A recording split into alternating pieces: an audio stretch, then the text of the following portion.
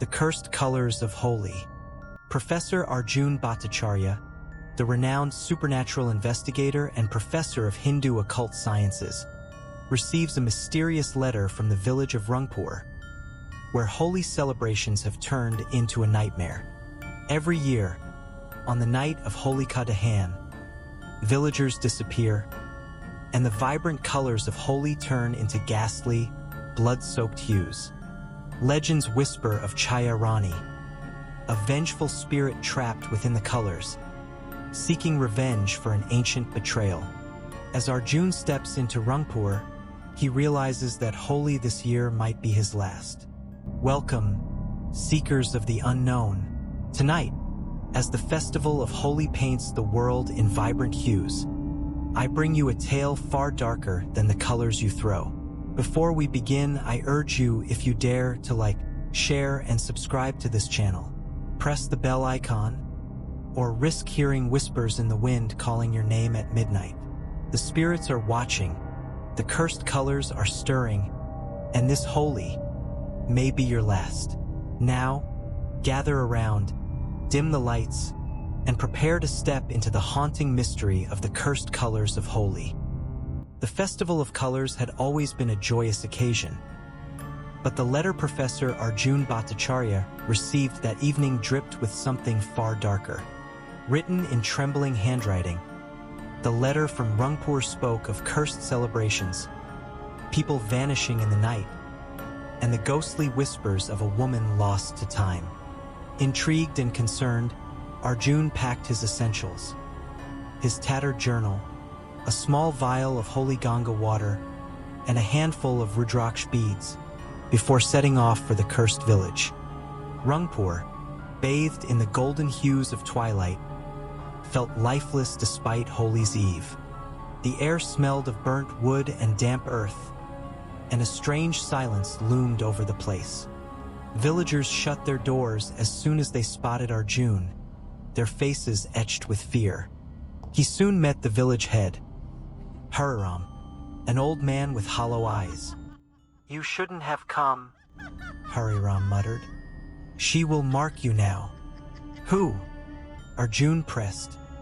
Chaya Rani, the one who was wronged. She returns every Holika Dahan, seeking vengeance. Hariram recounted the terrifying tale.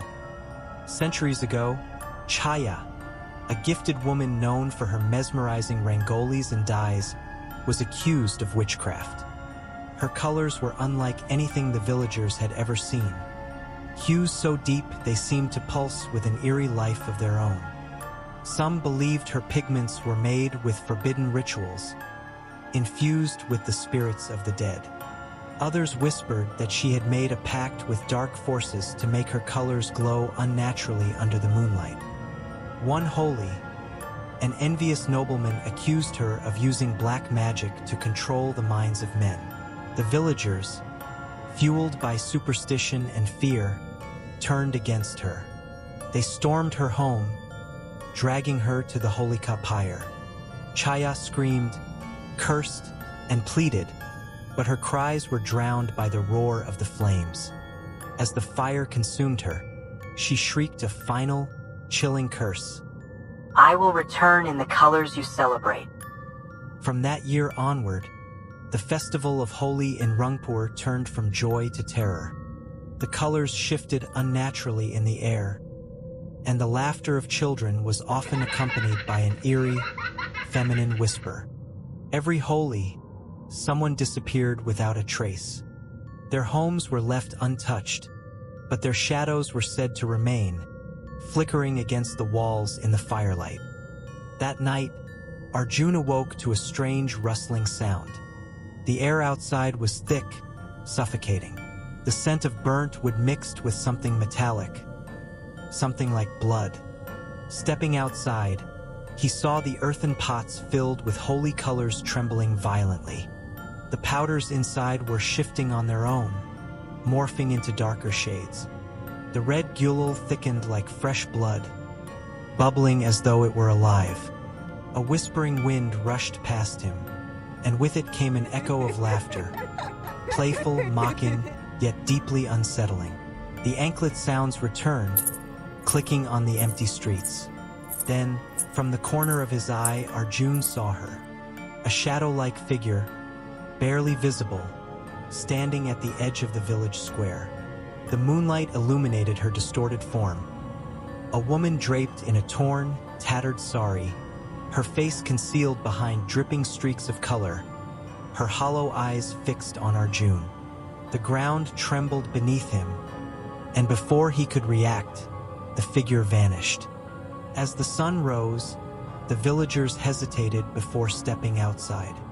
The holy celebrations began with a forced sense of normalcy, but the dread was palpable. The first handfuls of color were thrown, hesitant laughter filled the air. But then came the horror. The moment the cursed red powder touched a villager, they let out a guttural scream and collapsed, their bodies dissolving into nothingness. One by one, people disappeared, their echoes of joy replaced by terror-stricken shrieks. Arjun sprang into action, drawing protective symbols in the dirt with sacred ash. The spirit of Chaya Rani materialized before him, her grotesque form shifting with vibrant, bleeding colors. Her voice was distorted, layered with echoes of past screams. You celebrate my suffering. She hissed. Now you will become the colors. The cursed gulal began swirling into a monstrous, spectral tornado. It rose high into the sky, darkening the sun itself. Arjun recognized the dark magic binding it, an ancient ritual meant to trap wandering souls within pigments. Chaya Rani was no longer just a vengeful ghost. She was the embodiment of the black magic that had once condemned her. Drawing on his knowledge, Arjun chanted sacred mantras. The Ganga water in his hand glowed with divine energy as he flung droplets into the storm of cursed colors. The spirit shrieked, but she was not weakening. Her power was being fueled by something even older than the village itself. With desperation, Arjun traced an ancient sigil into the earth, reciting a mantra meant to sever bonds of unholy resurrection. The sigil burned bright, and the flames of Holika Dahan flared an unnatural blue. The swirling colors thickened, coalescing into a towering, nightmarish figure. An ancient entity that had been feeding on Chaya Rani's curse for centuries. Arjun raised his voice, his chants reaching their climax. With one final invocation, the entity let out a roar that shook the earth before being pulled back into the void. The spirit of Chaya Rani let out a last, sorrowful wail before dissolving into the ether, her suffering finally coming to an end. As she raised her spectral hands, the red powder swirled into a monstrous form, attempting to engulf Arjun. Summoning all his knowledge, Arjun threw the sacred Ganga water into the air, chanting a powerful shloka. The spirit shrieked as the colors lost their unnatural glow. The souls of the missing villagers emerged from the mist, collapsing onto the ground, gasping for breath. The silence that followed was suffocating. The village square was empty, the cursed colors lying still. Holi had never felt so cold. Arjun knew Chaya Rani's pain needed to be acknowledged. He gathered the remaining villagers and had them paint a sacred rangoli in her honor, using only natural, untainted colors. As the flames of Holika Dahan burned that night, they carried her essence away. The wind whispered one final time, Set me free. The next morning, Holi was reborn. The air was light, the colors vibrant and pure. The laughter of children returned. But Arjun knew that some stains never fade. As Professor Arjun prepared to leave Rangpur, he noticed something peculiar. A single pot of color remained untouched. It was an eerie shade of crimson, darker than blood. He bent down, hesitating, and noticed something even more disturbing. Within the powder, faint outlines of human faces seemed to swirl and shift, their silent screams frozen in the dust. A cold wind blew past him, rustling through the empty village streets. The whispering voice returned, softer this time but unmistakable. I will return. Arjun exhaled, knowing that despite breaking the curse for now, something remained unsettled. Curses, after all, never truly die. They only bide their time, waiting for the right moment, the right soul, the right celebration to take hold once again. As he stepped onto the train, a child beside him laughed and threw a handful of red gulal into the air. The powder swirled, catching the light in an unnatural way. Arjun's eyes widened as, just for a fraction of a second, he saw a shadow move within the color. Holi would come again, and so perhaps would she.